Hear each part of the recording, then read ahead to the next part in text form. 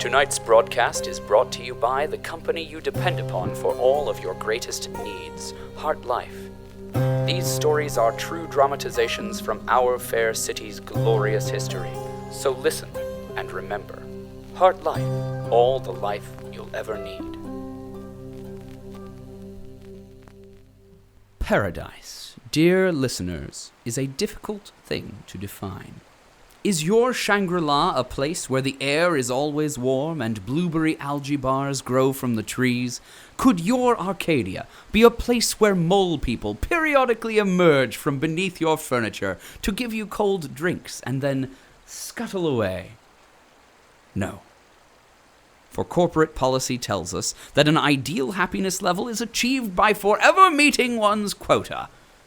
But outside of the city's walls, with no quota to meet and no manual to light the path to happiness and productivity, who knows what false idols may lead a once loyal policy to a mirage of satisfaction.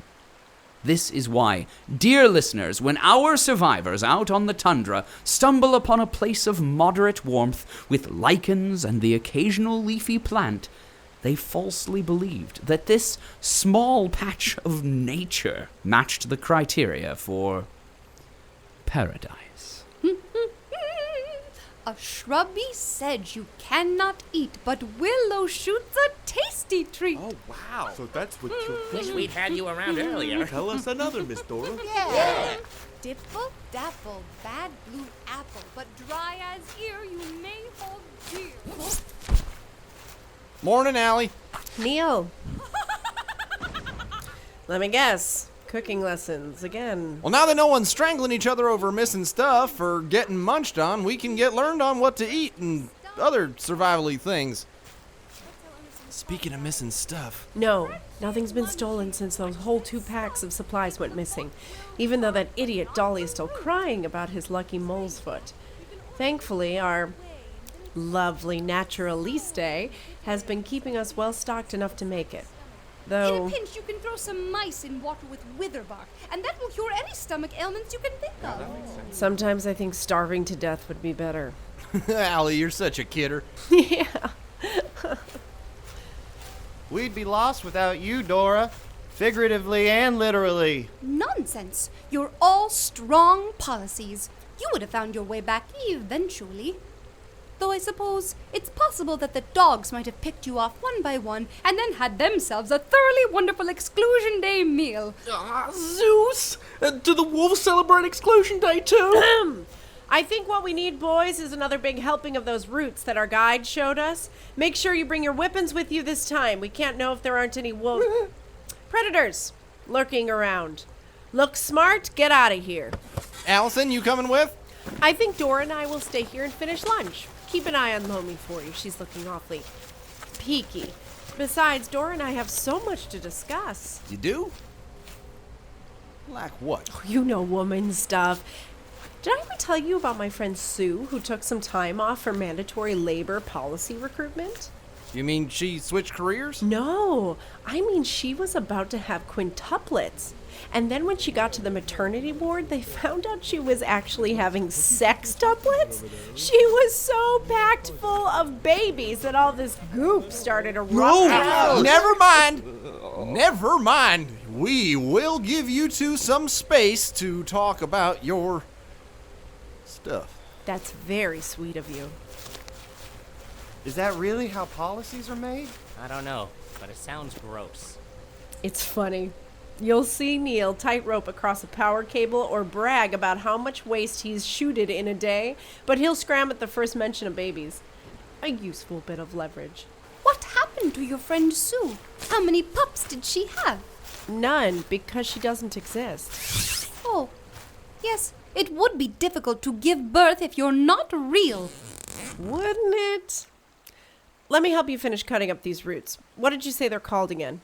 The scientific name of this plant, unfortunately, has been lost to the ravages of time, so I've taken the liberty to dub this plant Old Man's Eyelids. Oh, maybe later I'll help you come up with some better names. If you insist. So, Dora, I'm very interested to know more about you. What is it you do for the company exactly? Oh, nothing terribly interesting.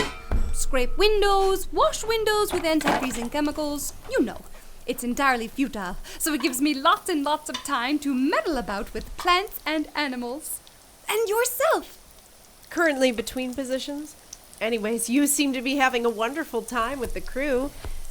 And with Neal. Especially with Neal. Oh, I see what you're doing. I beg your pardon? You want to wrestle over the alpha-female position of the pack because you're not securing your leadership dominance, and you want to assure mating rights with Neal. What? That's preposterous. Why didn't I see it before? Very well. Prepare yourself, Miss Alison.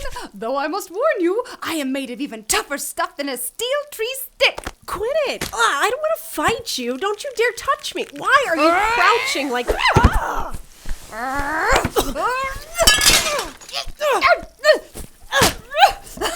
fun! You're a bit stronger than a raccoon pup, even though you're smaller than one, aren't you? Now, stay still and let me bite your knee. No, don't. Ow. Why are your teeth so sharp? I'm lost. You get off. Good hit. Oh, you dented the kettle a bit, though. I did it. I beat you. Oh, God. Why is your hair in my mouth? It's so nice to have a friend, isn't it? Don't be stupid. We're not friends. I'm a captain and you're just a guide. Captains, guides, companions, compatriots.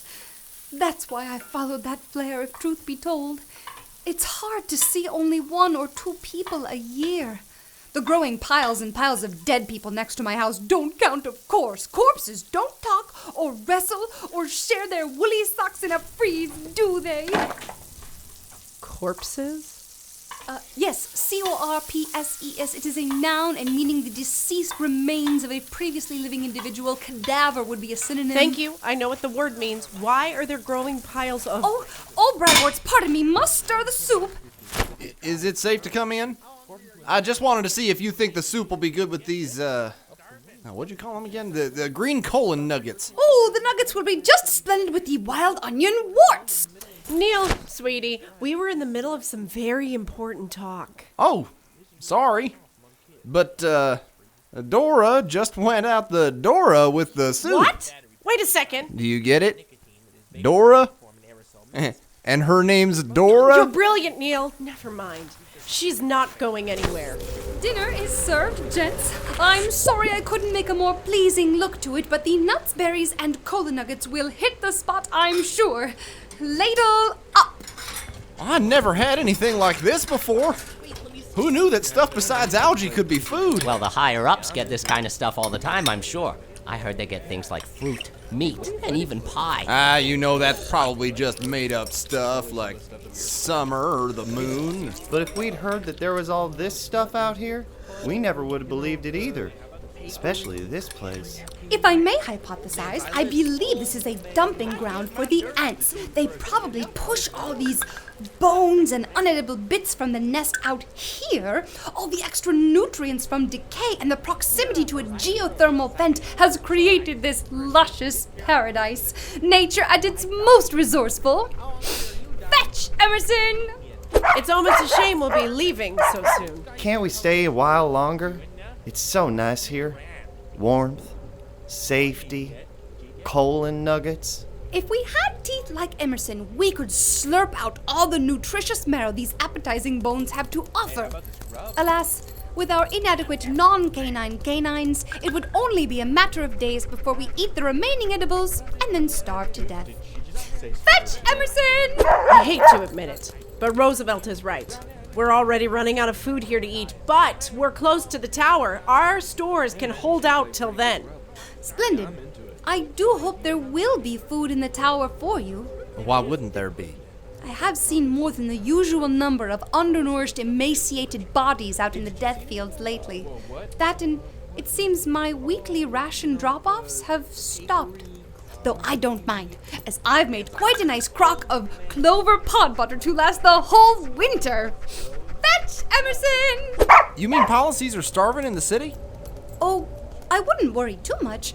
It might not be starvation.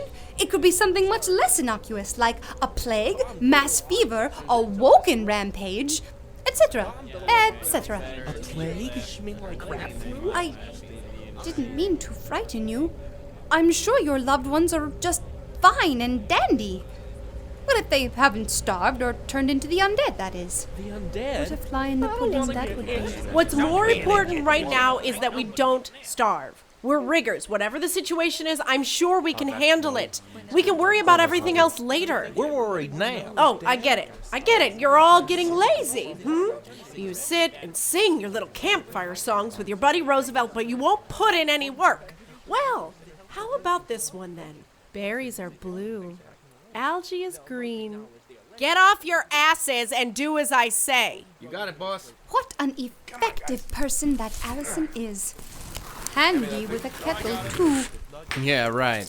Oh, no, I don't mean it in a bad way at all. She is a good pack leader. Like the biggest, most slobbery wolf in the pack that's best at chewing up all the other pack members' ears.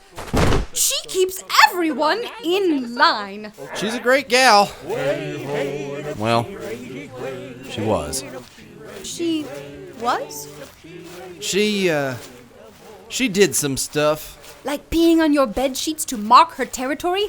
Or eating your wart muffins when you turn away for a pot of wart tea? Worse than that. Oh, I can't imagine anything worse than that. A dog as big as Emerson can hold a lot of pee. I don't really want to talk about it. It's over now anyways. You should come back with us, Dora. There's some interesting stuff in the city if you're hankering to study something. Mold, woken, some weird stuff down in the waste fields too, if you're interested to know the whole color spectrum of doo-doo. It does sound delightful, Neal, but I will be just dandy. Soon my notebooks will be bursting with the most beautiful sketches of nomad fungi, gristleshroom, and louse moss. Maybe I'll even be able to collect an ant molt or two. Right. Of course. Well, I was lucky to meet you, Dora. Put her there. Put who where? I meant let's shake on it. On what? A handshake? You know, the thing where you put your hand in mine and we do the up and down motion. Oh, yes, a handshake. A ritual of tenderly but firmly grasping the hand of a favored individual as a sign of greeting, sportsmanship, equanimity, or affection. Right. You can let go now. What a strong handshake. So strong, so capable. I would love to see what else those hands could do. I bet they could punch a bull raccoon out, or maybe even be delicate enough to pluck a dandelion without breaking the stem. Yes. Dora, I think you're speaking your thoughts aloud again. Oh my, would you look at the time? I must be off to de-ice some windows. But we're all the way out on the... I will find some! Was it something I said? Outside of HartLife, there is no happiness. It is unsurprising, nay, ideal, then, that a nascent love like Dora and Neal's should sputter and die in the cold world outside.